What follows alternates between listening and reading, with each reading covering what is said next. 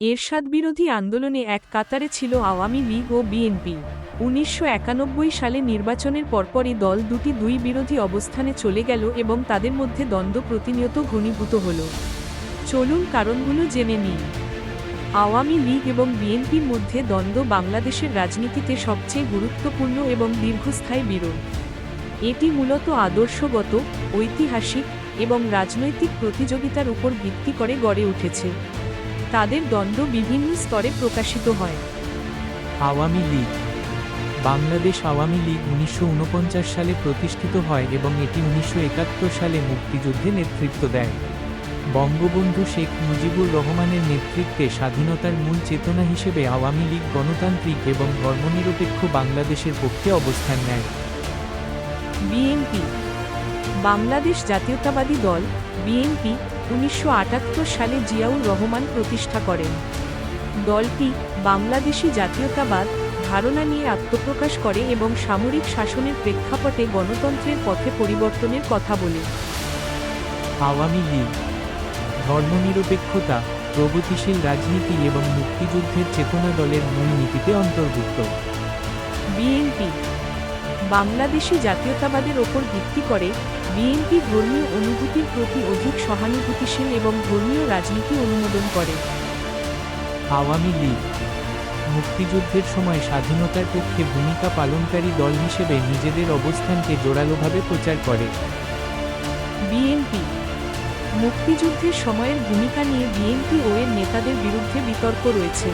স্বাধীনতা যুদ্ধের চেতনা ও ইতিহাসকে কেন্দ্র করে দুই দলের মধ্যে গুরুতর মতবিরোধ বিদ্যমান।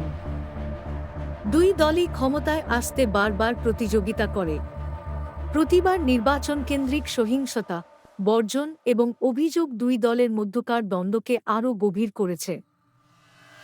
আওয়ামী লীগ বিএনপির ওপর স্বৈরাচারী শাসনের অভিযোগ করে, আর বিএনপি আওয়ামী লীগকে গণতান্ত্রিক মূল্যবোধ লঙ্ঘনের জন্য দায়ী করে।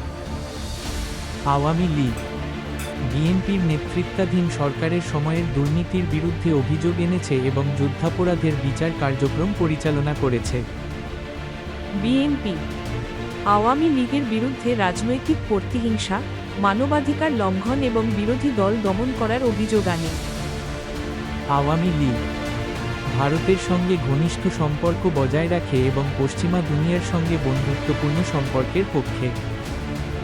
বিএনপি চীন এবং মধ্যপ্রাচ্যের সঙ্গে সম্পর্ক জোরদার করার চেষ্টা করে। ভারতের সঙ্গে সম্পর্ক বিষয়ে সতর্ক অবস্থানে থাকে।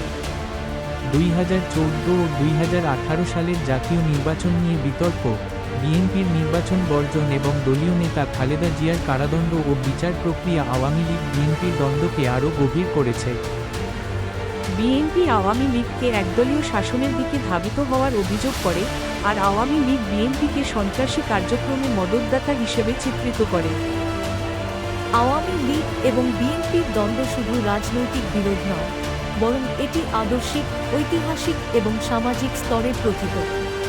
এই দ্বন্দ্ব বাংলাদেশের রাজনৈতিক স্থিতিশীলতায় একটি বড় চ্যালেঞ্জ হিসেবে কাজ করে, যা গণতন্ত্রের জন্য ক্ষতিকর হতে পারে।